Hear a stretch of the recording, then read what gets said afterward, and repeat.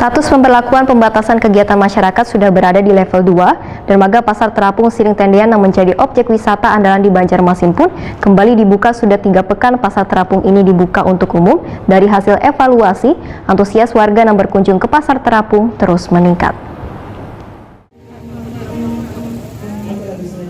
Status pemberlakuan pembatasan kegiatan masyarakat sudah berada di level 2. Dermaga Pasar Terapung Siring Tendean yang menjadi objek wisata andalan di Banjarmasin pun kembali dibuka. Wali Kota Banjarmasin Ibnu Sina bersama Ketua TPPKK Banjarmasin Siti Wasilah dan instansi terkait lainnya memantau dibukanya Pasar Terapung yang berada di kawasan Siring Tendean Banjarmasin Tengah besokan Minggu 12 Desember 2021.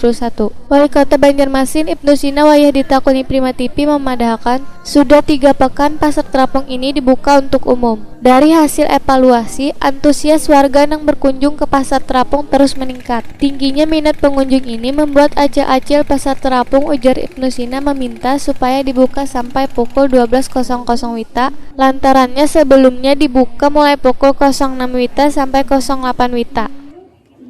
Ketiga, kita laksanakan uji coba untuk membuka kawasan wisata Pasar Terapung Kota Banjarmasin dengan protokol kesehatan.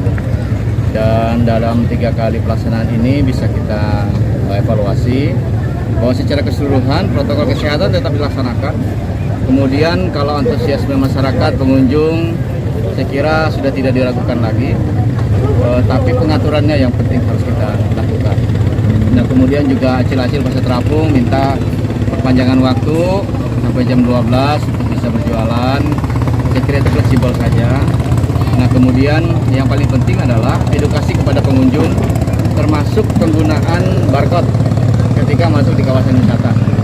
Jadi perlu diberikan catatan bahwa siapapun yang masuk kawasan ini harus ada petugas yang mengingatkan pakai aplikasi Peduli Lindungi, ya, ketika entry, in, dan out.